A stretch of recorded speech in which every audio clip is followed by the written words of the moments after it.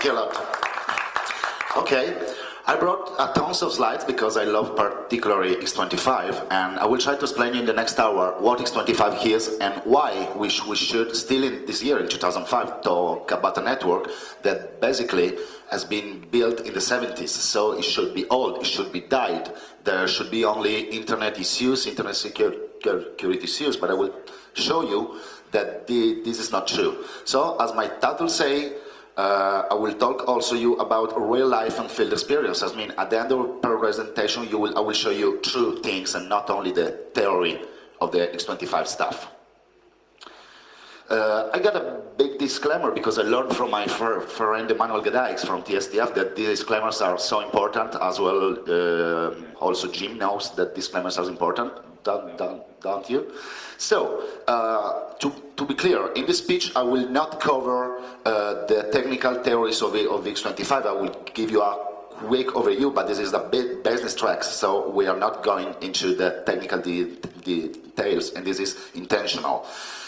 We do absolutely recommend you to not use this material for hacking into government stuff or other targets.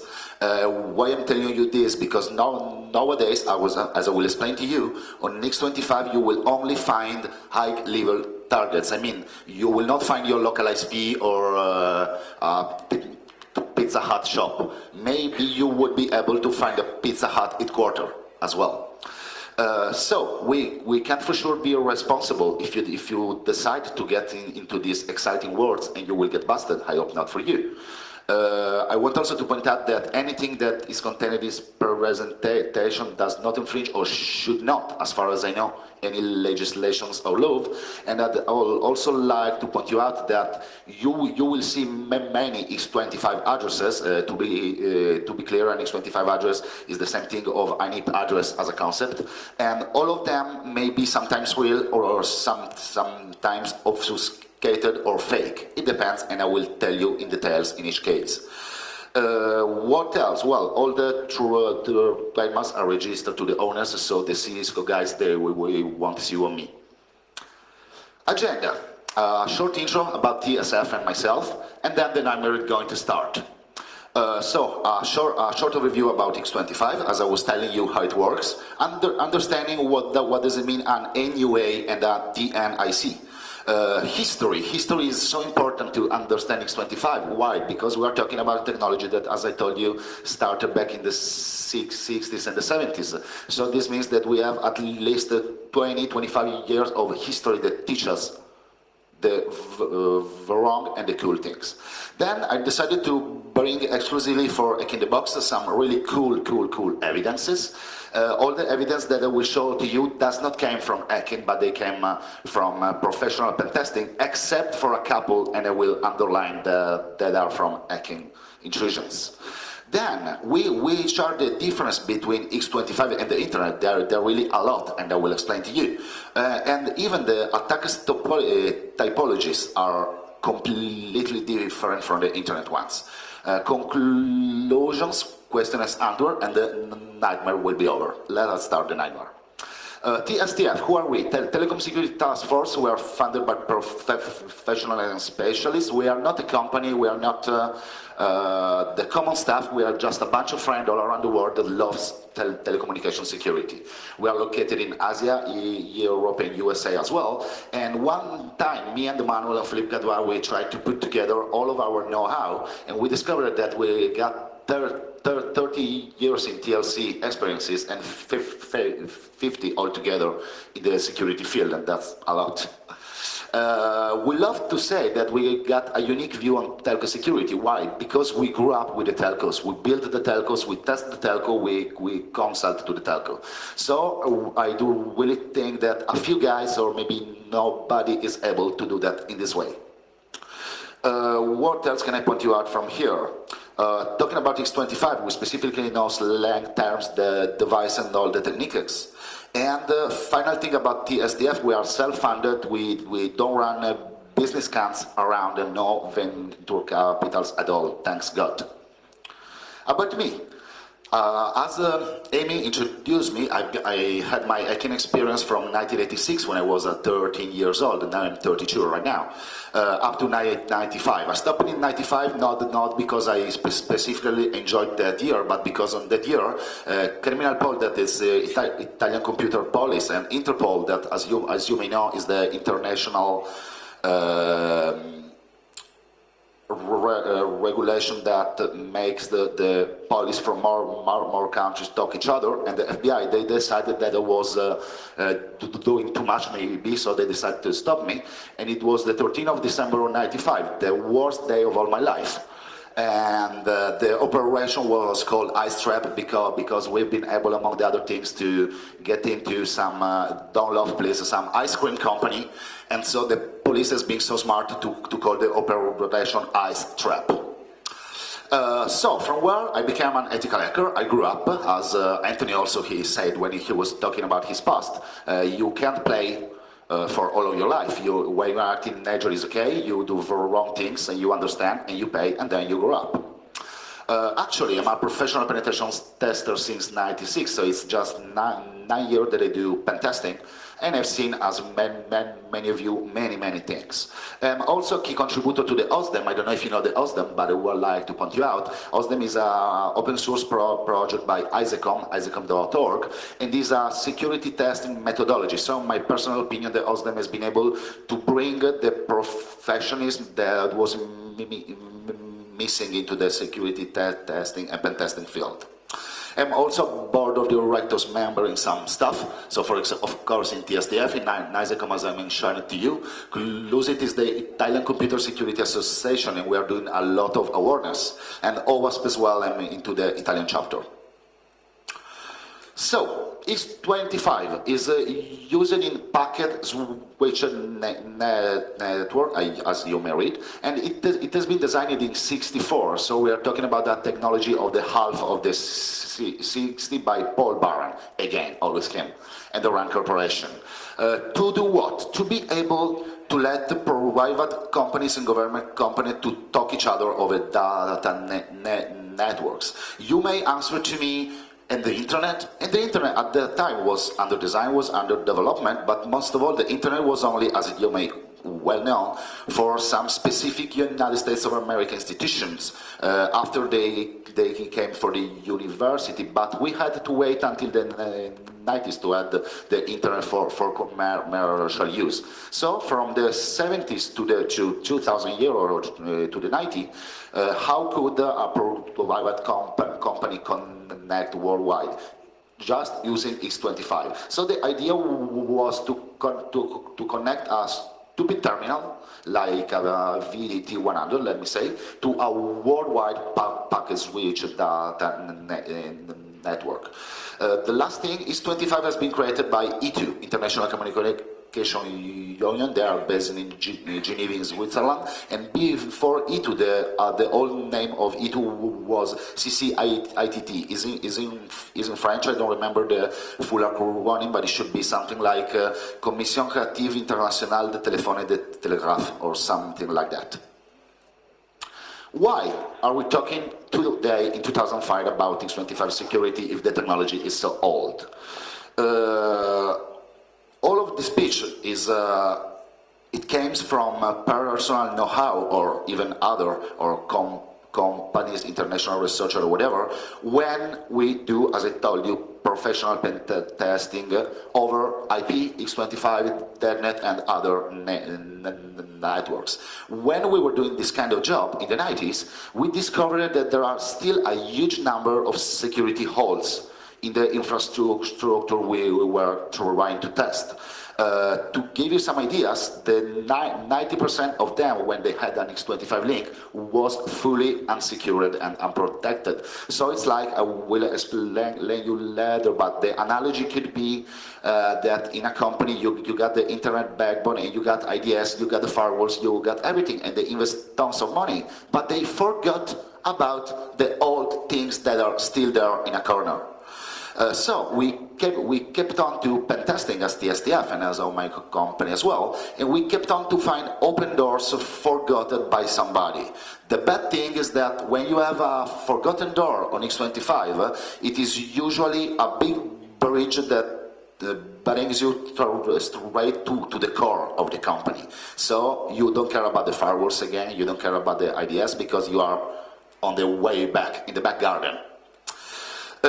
Also today, they still keep on to launch new services and new connection of x25, even if you can't even think about it. So now we are in 2005, and there are still new breaches upcoming. So what is x25? As I told you, is an international packet switch data network. And to give you an analogy again, the model is very similar to the PSTN, to the public switch telephone network. Talking a bit on the tech point of view, we got three main kind of type of packet: the data packet, the control, and the facilities. I will have a specific slide about the facilities packet type, because it's one of the field where you can play more as an x25 attacker. There are many acronyms that stands for international standard defined by E2. So we got x25, but we got as well x29. That is just the client side capability of making an x25 call. We have x28 that, as I will explain you after, is the how to connect via a dial-up over a PSTN or an SDL line to the x25 worldwide network. x75 and x121, there are the protocols specific for international x25 links. So x25 has been, as far as I know, the first global commercial data network, because, as I was telling you, the internet was only available for other kind of things. Even today, let's say in the 90s, the company, they started to move to the internet, but they didn't close their x25 access and contracts with the telcos. Why? We have many regions. First, because maybe they forgot. Second, because the sysadmin they have changed, and the young ones, they don't know about these kind of things. Third, because there are a lot of services that can't be moved from x25 to IP in this way. I would mention to you ATM stuff, CDR stuff, SMS, and other things that will show you. Also, we are talking about the 70s, the 80s, and the 90s. So we have the monopoly in many countries around. And this means that the x25 networks of each country were mainly owned by the national telecom operator at the time. Actually, the key clients are multinationals for sure, governments, and small companies, let's say small and medium enterprises. I go to a shop, buy with my ITM or my Visa card something, and the boss will do a PSTN, for example, call to the HQ of a Visa corporation or whatever to check if my card is okay, and then they will stop the call. PVC, let's say that there is an HQ and two branches of the company, and they are always connected each other, they never disconnect the line. On x25, the billing is only regarding the traffic. x25 billing doesn't care about the time. And this is very useful for hackers, of course, because they don't have to get scared that there will be too much on a client because they hang on the system for 3 hours or 3 days. Also on x25, it's not sure that x25 is the main protocol at the end. You can run on x25 many stuff. The more typical are, of course, host-to-host, SNA for the banks as well, or proprietary stuff. But I've seen also, it happened also to me to pen test x25 system. There were the ancient of voice over IP, the or to have a Kermit file transfer or whatever. All the major OS, we can tell about some Solaris, HP UX, Bullpads and whatever, or Linux VMS, SA400, all the old stuff, or the unknown system that is so common to find on the X25, they have their internal pad. The pad is the packet assembling, this assembling capability, and it is, let me say, the X25 client on one side.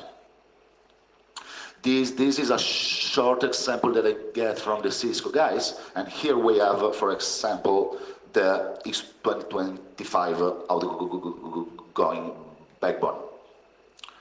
So it's easy to give an idea understandable to everybody. As you may see, X25 is interested only in level 1, level 2, and 3. I will run on this because we are in the business track. So just to give you the idea again, there we have the data layer, and downstairs the network layer. One important thing is here that since it defined the X121 international data links, all the X25 routing is based on E2 specifications. So, I zoom on X25 user facilities because they can be the one where an hacker could be able to play. For example, if we talk about a NUI, what is a NUI? I will explain you after, but a NUI is the network user identification. So, if you don't have a dedicated X25 link, you may still be able to connect to an X25 network via PSTN or ISDN. But the dial-up will answer you, will ask you for a user identification on which bill all the stuff you are going to do. RAW is not so interesting, but for example is an analogy with the IP word, and another analogy is with the PSTN. If we call about caller radio redirection, it's possible to call a NUA, let me say 1, 2, 3, 4, and to find yourself connected to another NUA in another country also maybe, and this is the caller radio redirection. It is very common in Australia and Asia, for example. Hunt group is like in the PBX or in the telephone environment where you call a phone number and the number is busy, but automatically it will try to select and balance all the other calls to give you an answer anyway. And the mnemonic codes are so funny, and I will also show to you, because in some countries, like for example in the United States of America, if we talk about Sprintnet, they don't use noise so much, but they use a mnemonic code. A mnemonic code, to give you the idea, is that I connect to the Sprintnet dial-up, and instead of inserting a very strange NUI code that is hard to remember also for the employees, I will just write down AT&T, and it will connect me to the AT&T X25 address assigned to that specific mnemonic code.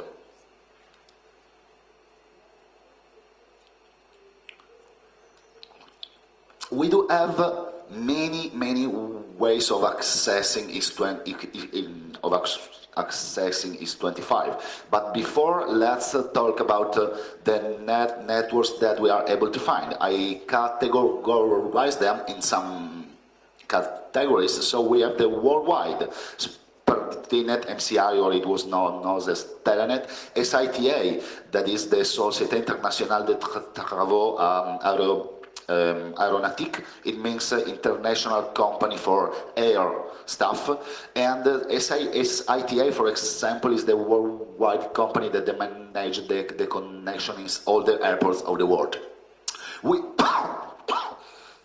Excuse me. We have the big ones, British Telecom Tymenet, AT&T with Accunet, DataSP in Germany, Cable and Wireless all around Asia. And those are the most famous and known because they are so widespread and so that have been hacked so much in the past. We have the PAC ones. Itapac is from Italy, Transpac is from France, Iberpac is from Spain, and so on, and MyPac is from Malaysia. And then the Net 1 is Ranet, PACnet, that's from Taiwan, Wasnet is from Russia, and so on. We have many ways of accessing to x25, and it can be legally or not, of course. So you may be full of money and you buy your leased x25 line. So as I explained to you before, you are always connected to x25. Or you could dial up via PSTN to the dial up and having your NUI or still a NUI. Insert your NUI, insert the x25 address of the system you want to get connected to, and there you go. But there are also a lot of dial-up on toll-free.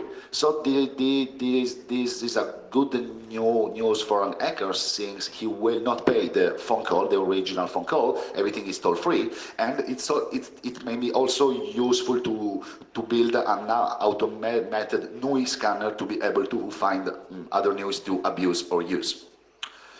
Then we have what I call official Internet to x25 gateways. They are not so common anymore, but in the past it was pretty easy to find around free systems that were able to bridge you from x25 to the internet or vice versa as well. And then attackers could, of course, have hacked system that links again both to the two networks, or we can also have x25 over TCP/IP SOT as an RFC. Then, of course, all the attackers can use outdials, calling card, or hacked PBX to call their own x28 dial-up path. If they do in this way, to do a backtracing operation, of course, is not so easy, because when the authorities, they will try to backstab this, they will go back to an abused PBX or just as the calling card or other companies' PSTN lines. And the funny thing is that it's possible I could use a NUI from Malaysia, if I have it, even if I am from Italy. So the only problem, of course, would be the international phone call. But again, a calling card could be okay to fix this issue.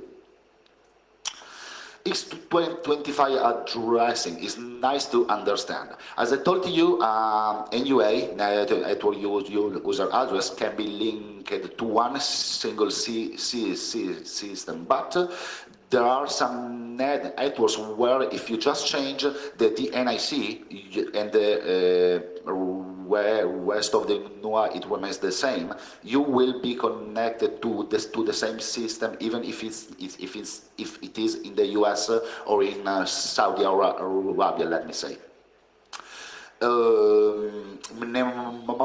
Monica, I gave you also some hints, but mnemonics are so common on TimeNet, on SprintNet, Autonet as well, and there are all American x25 networks.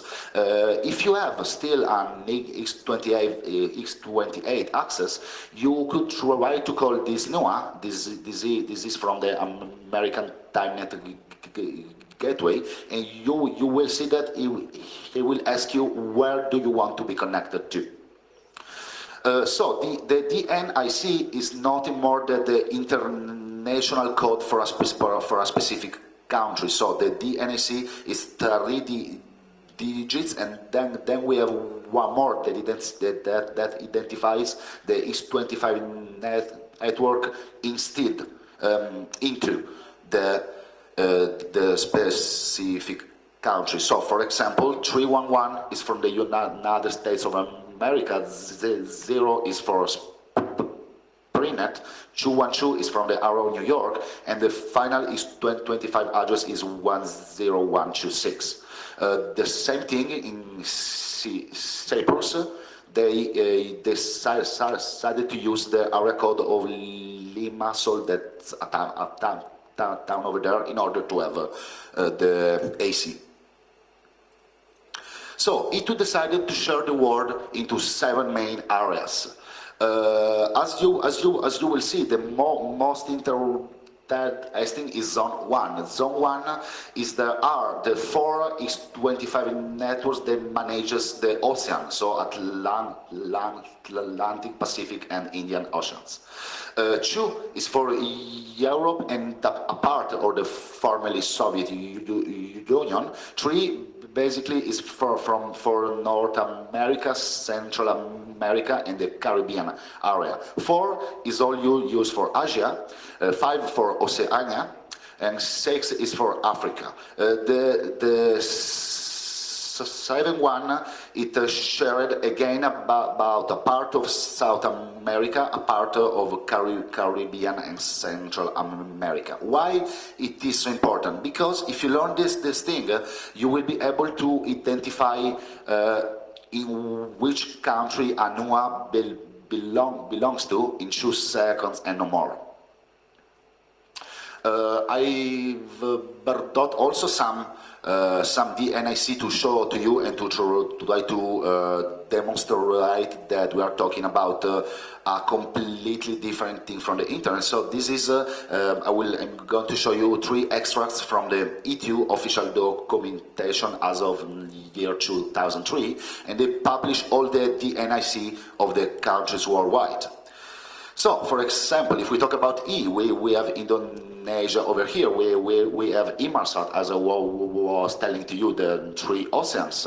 In Italy, it is curious to notice that at the beginning we only had 222, is for Italy also, always, and the final 2, it was for Itapac.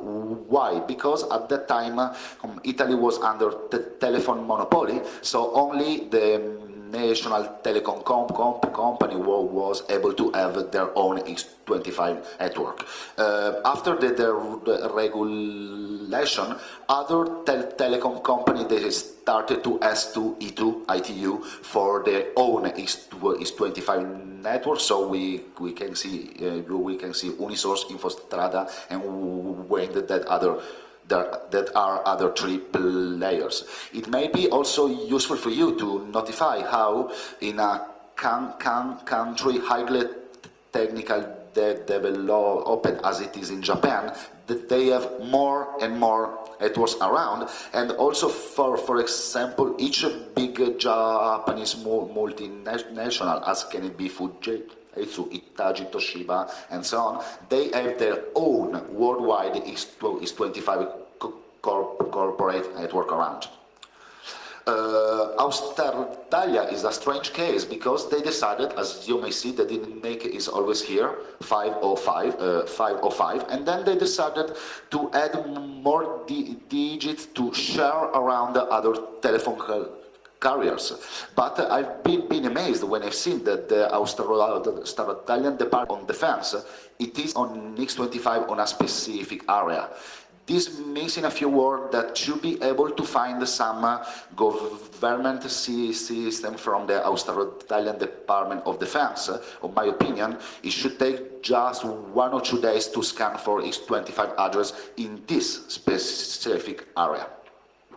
3, US are the most funny to me because they don't have a telephone monopoly, of course, they are free market since the 80s, so they got a lot of telecommunications company that run their own network over there. But we have also multinational, as it can be for Schlumberger, but we may also have some kind of spy game enjoying, because we have the United States Department Diplomatic Telecommunications Service that is called Black Packet SDN.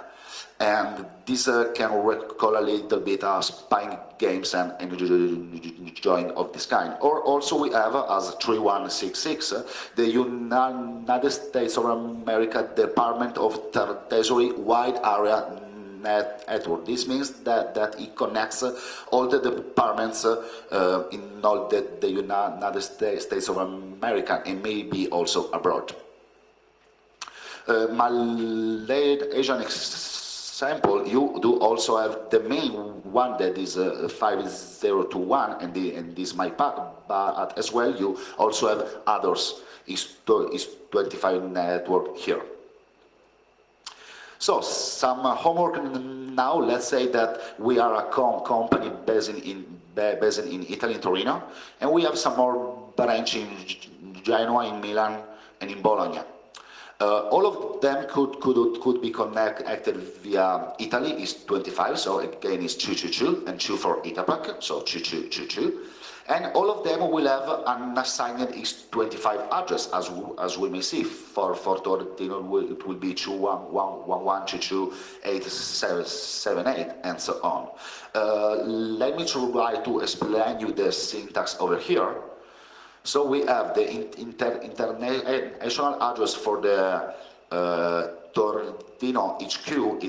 It will be 0 because it's from external, so it's international. 222 for Italy is 25, 2 for Itapac, and then 11 is the area code in Torino, and the 2228778 is the end part of the x25 international and national as well address. So we call it also DCC or NPA. NPA is the end of the part of the address, and the DCC is the international DNIC without the Itapac specification.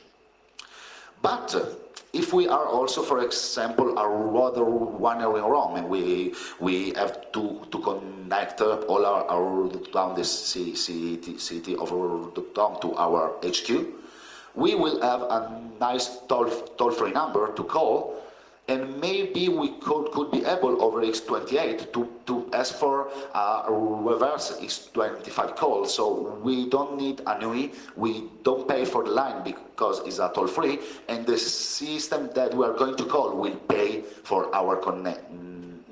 It's the same as the as a collect call in the PSTN world. Talking about now the US, we can have a branch also in Dallas, in Miami, in LA, and in New York, but everything will be on a perinet. That is the American one of the US is 25 network. So all the address will belonging, of course, to Sprint. And this is the way the Italian corporate one and the USA corporate one will be able to talk each other via x75, that, as I told you, is the international standard to make two different x25 networks talk each other. But also in the US we could have a rather one runner at his home, and he will be able to call a dial-up toll-free or not, and to insert his NUI or calling in a reverse charge mode and connect to my Miami office, for example. The other side is the hack work. I've identified to you all the attack points that could be in this kind of environment. So starting from the left, an attacker could decide to call the toll-free number and just scan nuance until he finds a reverse charge system that is able to accept his phone call, or also via a direct PSTN. So we will abuse of the NUIs, of the NUIs. Or as well hacking via XOT, x25 over TCP/IP, because in the last 8 years, let me say, many companies, they are trying to move from the x25 to the IP, but it's not so easy, as I told you. So they are trying to fix with some tricks, and they put XOT and IP. Okay, is it clear to you? Then, war games. Do you remember this nice movie or down? Actually, I saw war games when I was, I think, 11 years old, and I fell in love for the girl so much. Seeing her now, she's not so cute, but I was a kid, so. But in war games, I mostly fall in love for this, for the war dialing or war games. Now, it may be a mess to you that it is so easy to understand x25 scanning because it's the same idea of the PSTN war dialing. So, to be clear, this is a true scan in C plus Lima Sol that it's an old log from year 94. As you can see, we have the Ministry of Health of this government on x25. I don't think I have to explain you what may happen if a bad guy will enter into the Ministry of Health. It means shit. But also we are able to find banks, we are able to find pagers as well, or Cisco routers, all of this. To give you some more hints, when we have CLR OK, it means that the node we are trying to call is busy, so probably they only have one virtual logical channel that it's already engaged to a data call with somebody else. Or if we have a CLR DTE, it means, it means that it's like a firewall, or let me say a TCP wrapper. It means that the called system doesn't accept a call from our address, and we can investigate furthermore to understand why they don't accept our call.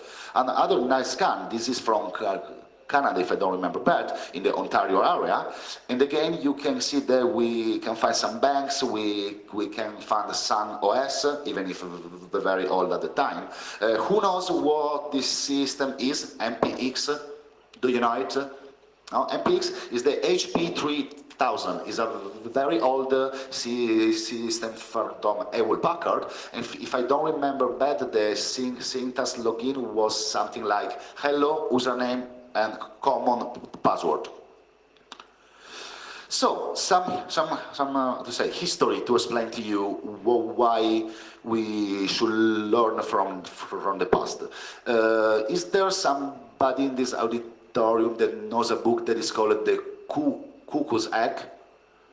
Okay, in The Cuckoo's Egg is a book from 1985 or 86, I think, and there was a true history of international espionage. It means that some guys from the CCC, from the Chaos Computer Club, they were specifically Pengo and Akbar, they have been paid by the KGB, the Russian spy agency, in order to attack to USA government contractors and steal secret stuff. The funny thing is that actually the KGB didn't understood so much about these things, and the CCC guys, they were able, okay, also to attack to the US, but also to take some free documents and being able to sell them to KGB as a very high reserved secret stuff. They were smart a lot.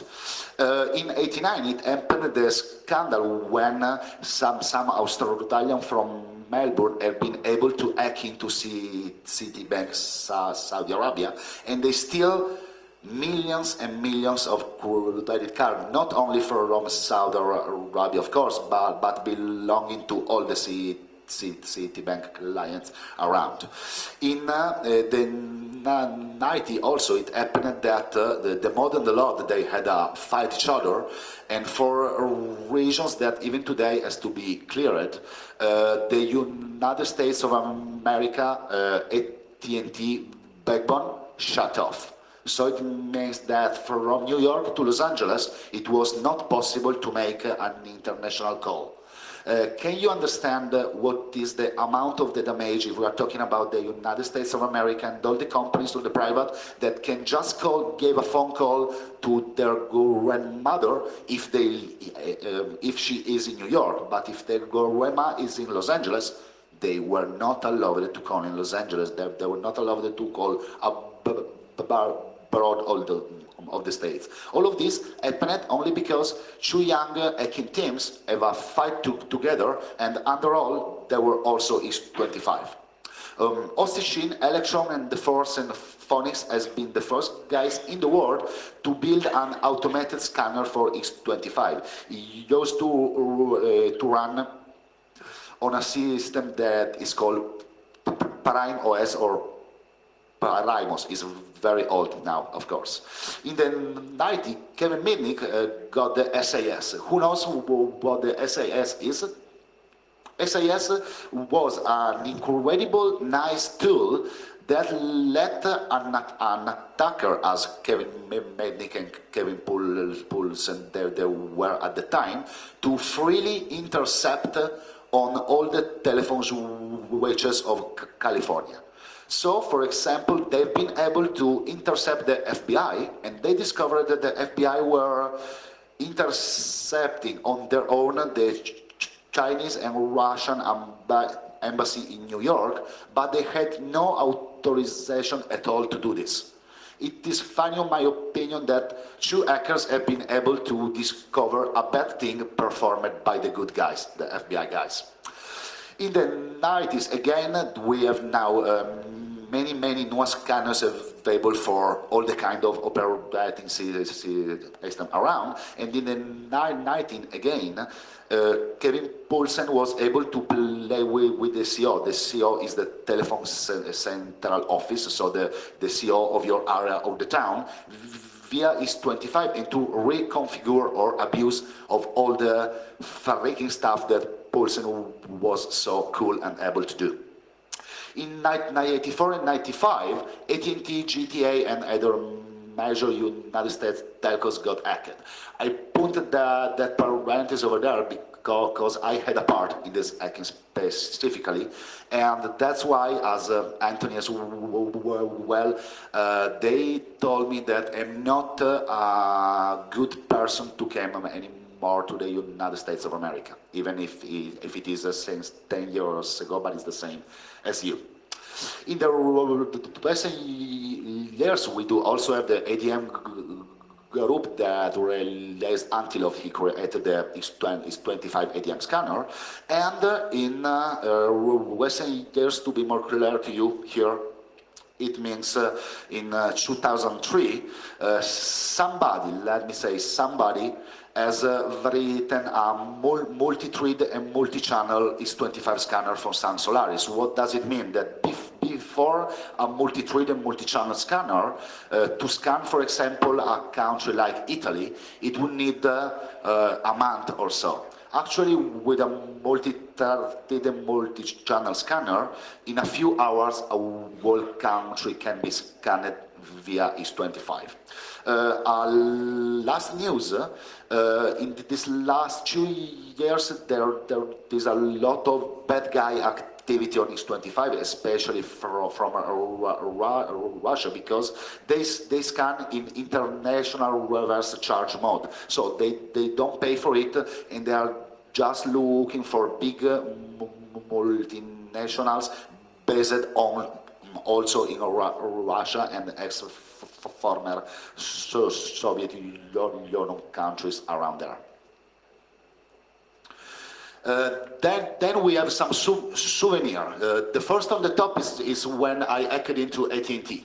AT&T was cool because, as you may see from the banner, it is AT&T Mail. So it means what you are thinking of. I hacked into the worldwide mail system of AT&T.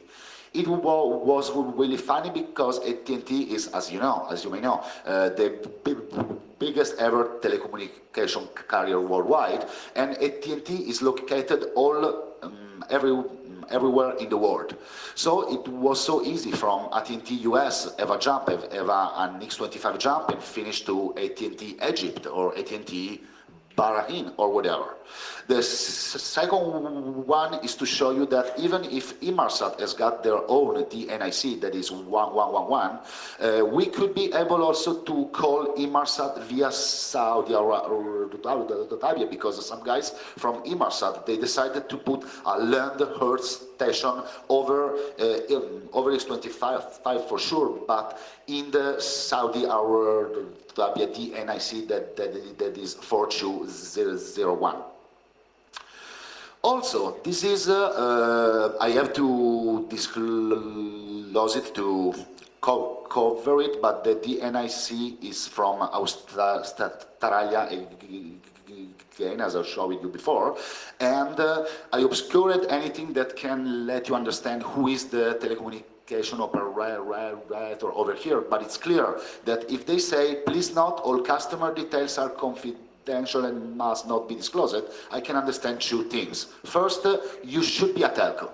Second thing, the system I'm going to hack should contain the customer details that they want to keep confidential, but they are not able to do this. Difference with x25 and the internet, actually. In x25, as you may have understood, all the x25 addresses are not public at all. It's not like on IP on the internet that you can go to internet site and look up for a company and you have the correspective IP address.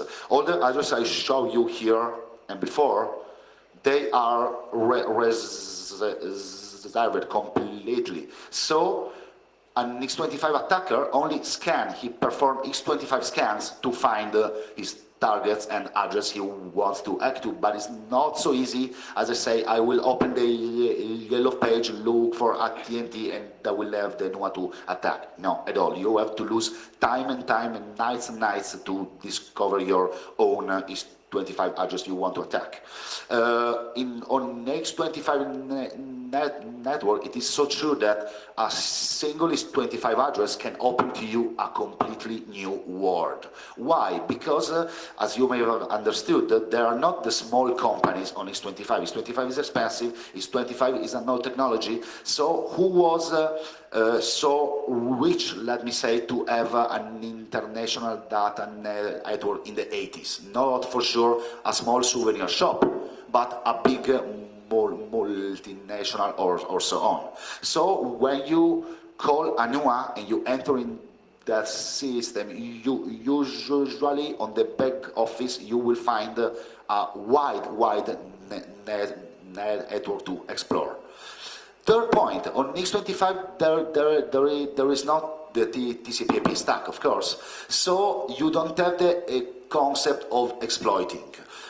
This is to say that to attack on x25 you use old school and you use other techniques I'm going to comment you.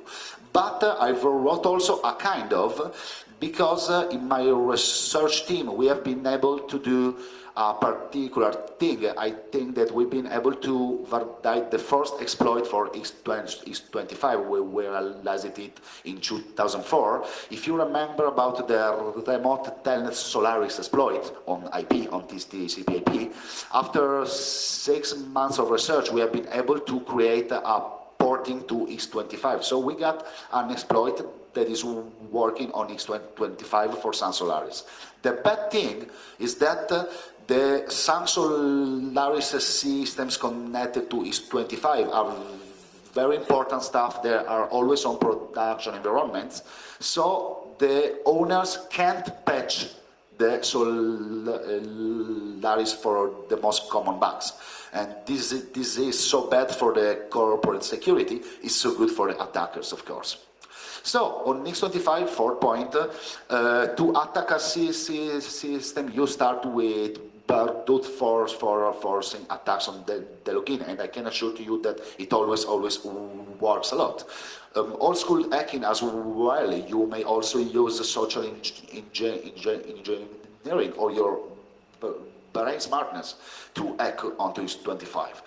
It is also true that there are a few x25 walkers, as I call them.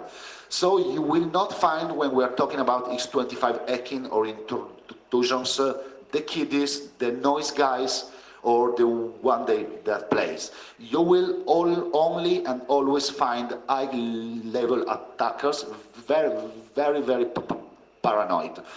To be more clear, they are not the kind of attackers that they love to do at the basement. There are the kind of attackers that have a very low profile. They don't like to show, and they don't especially like the owners of the system to realize they are in. And as well, there are a few x25 experts in the world as well, of course. We are a few around. This is to give you an idea, the flow that we use in professional pen testing for when we have to verify a system connected to x25. So we start with the scanning, and then we try to see if they know that we've been able to find accept or not calls from anywhere, or if they ask for a sub address, if they ask for some specific password to be injected in the x25 address. From there, we try to design the topology of the x25 network area. Then we will do what we call x25 network integration survey. It means that, as I said to you, x25, let's see it as the main bridge to a new world.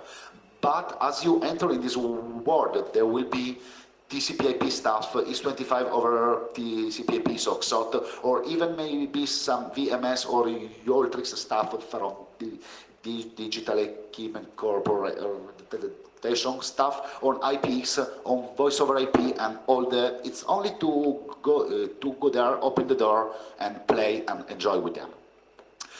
Then, of course, we will try also our reverse charge test from here. It will start, I am here. The brute force attack part of the attack, and so on, all the common attack paths that you may see also in the TCP/IP. Targets on x25. As I just said to you, all the x25 clients. What happened? Hello?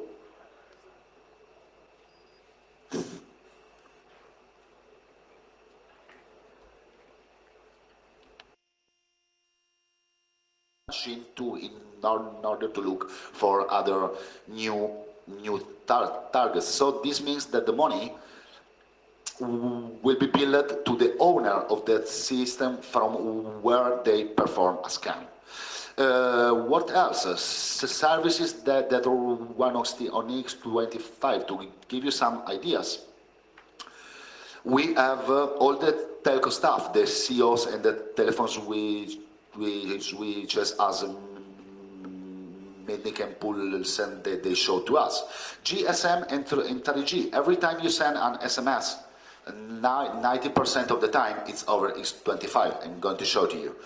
Bank to bank, all these SWIFT payments or the POS, the point of sales, in many countries of the world are still on x25, and they are actually implementing the migration to the IP world, or they prefer to use XOT again and save some money and not hardly modify too much the infrastructure that they have.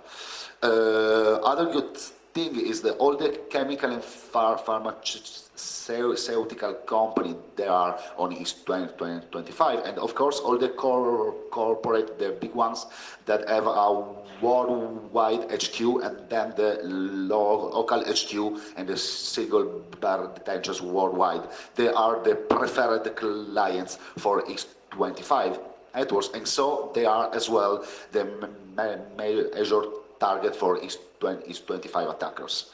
I have maybe something to show you. This is an SMC, for example, running on VMS. An SMC, as you may see, is the short message service center. Do you know what I'm talking about? Do you have an idea? I guess yes. SMC is the machine that receives your SMS from the phone and send the SMS to Jim, for example. If we want to do Zoom, this is a log of who sent the SMS until to and when. This is from a pen test we performed in 2004, the last year.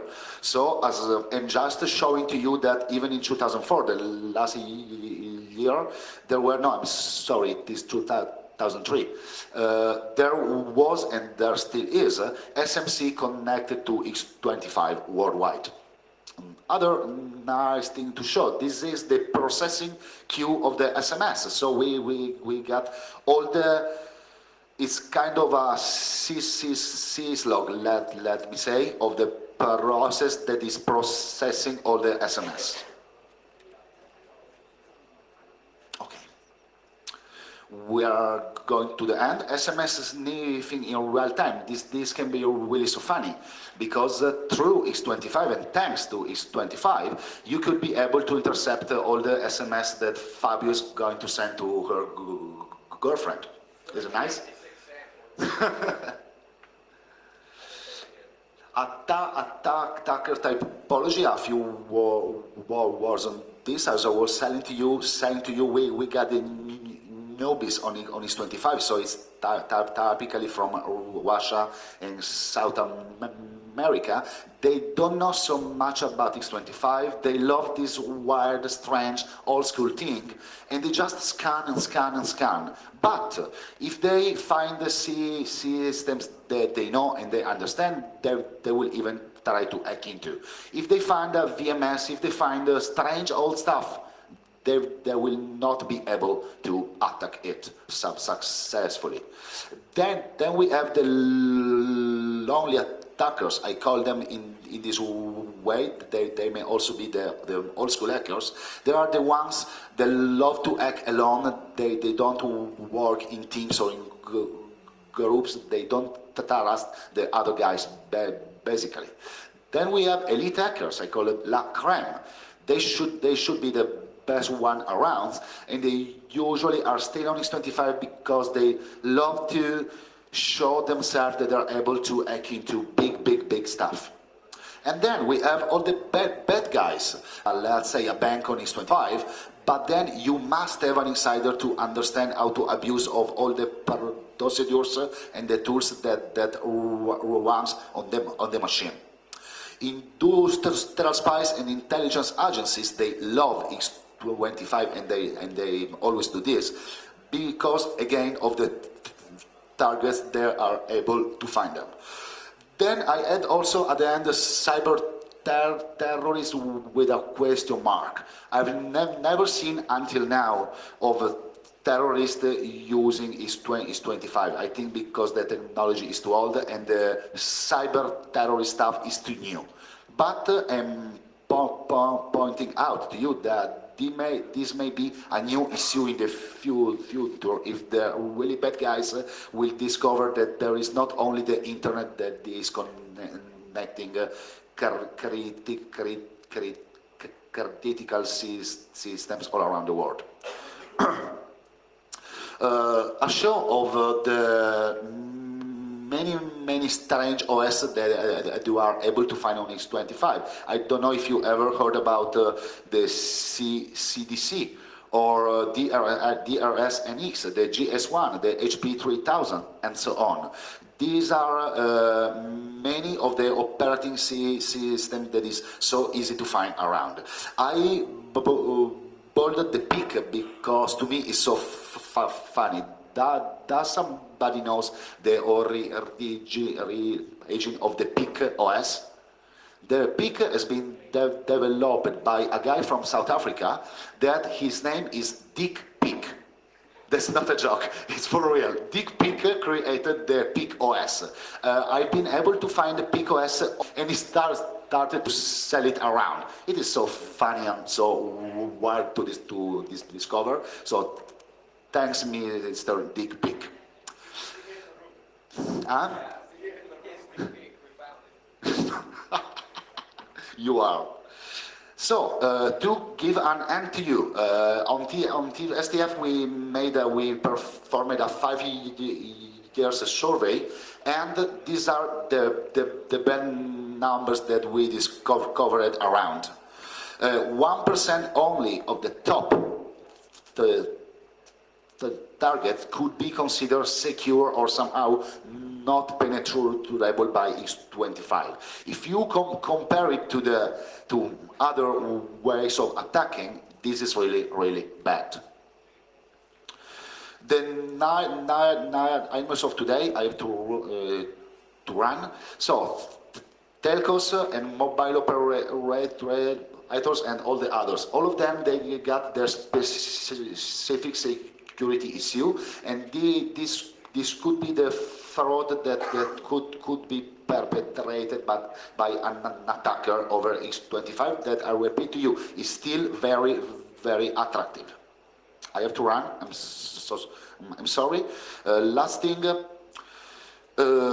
we are talking about a security issue that is really underestimated for sure. As I was telling to you, all the clients, they seem to forget about their X25 dedicated links.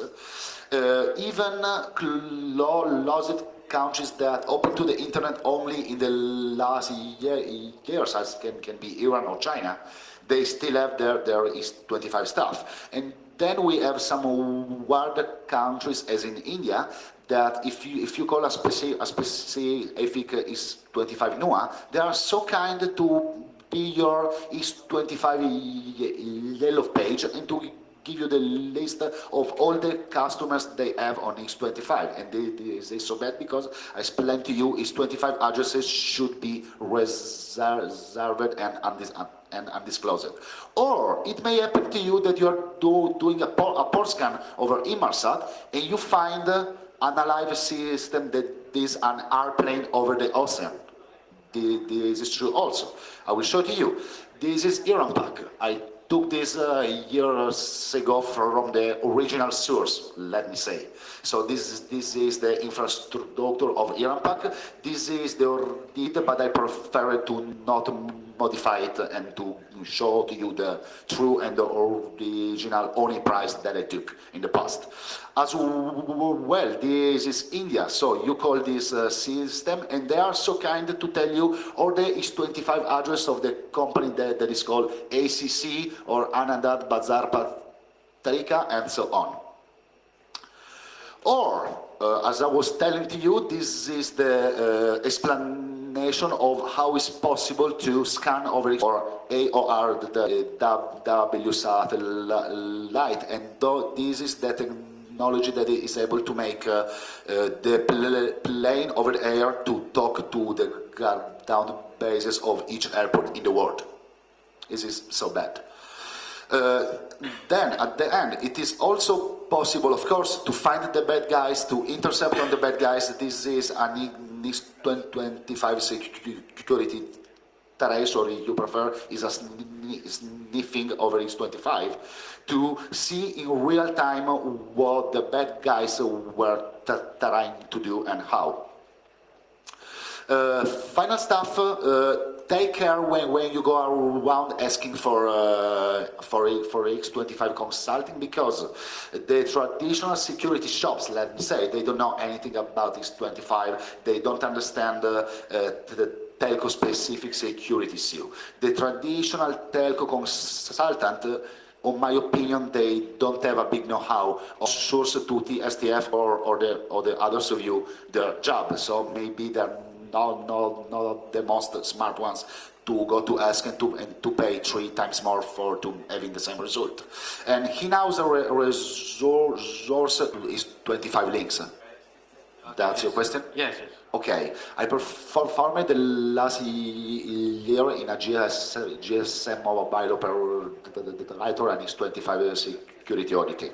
And if you don't have to be scared, but remember that even if you are on your own private X25 network, it is anyway possible to perform some specific attacks, like it can be X25 spoofing. So if it depends from your own environment, I can say to you.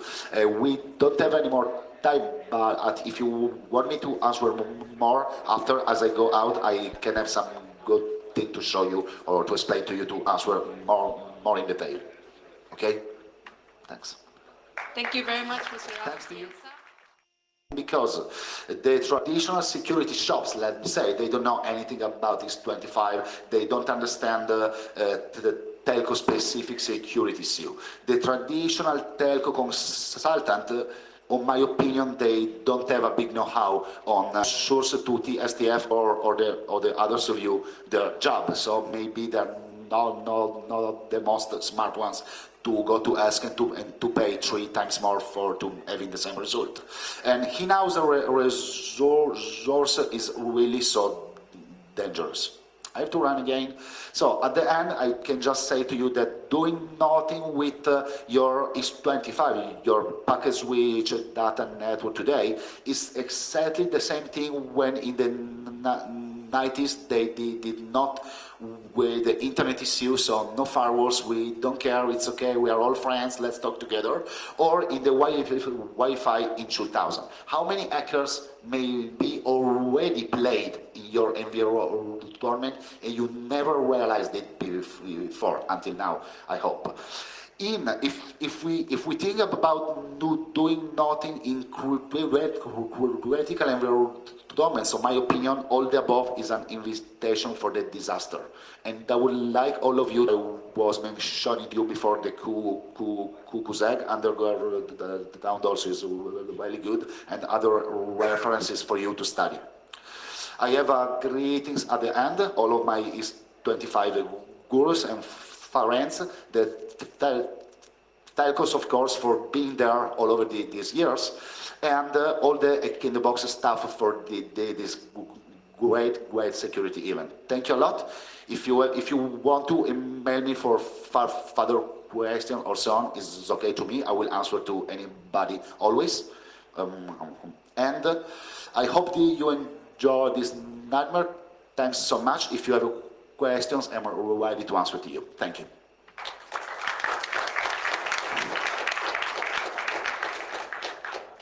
What are possible attack vectors once I'm connected? Would the box attached to the network be running some kind of services, or does it come down to basically old school password guessing? It is 90% is old school password guessing. So when you call a system, you have like I show with you here. Let me go back.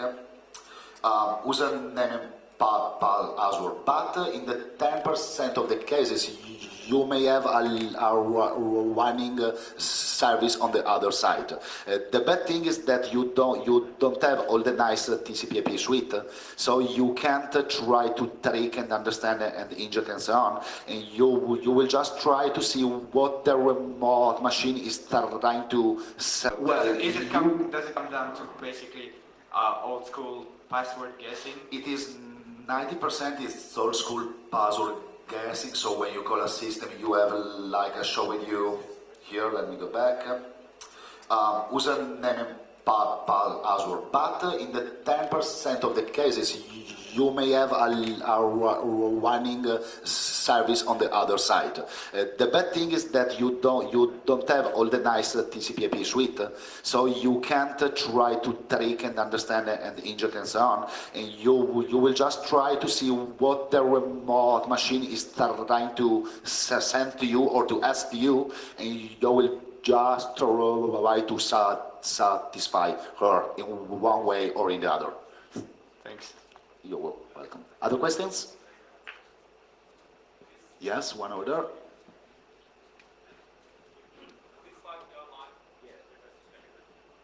Thanks for a good presentation from you. Thank you. My question is, how about frame relays attacking or hacking?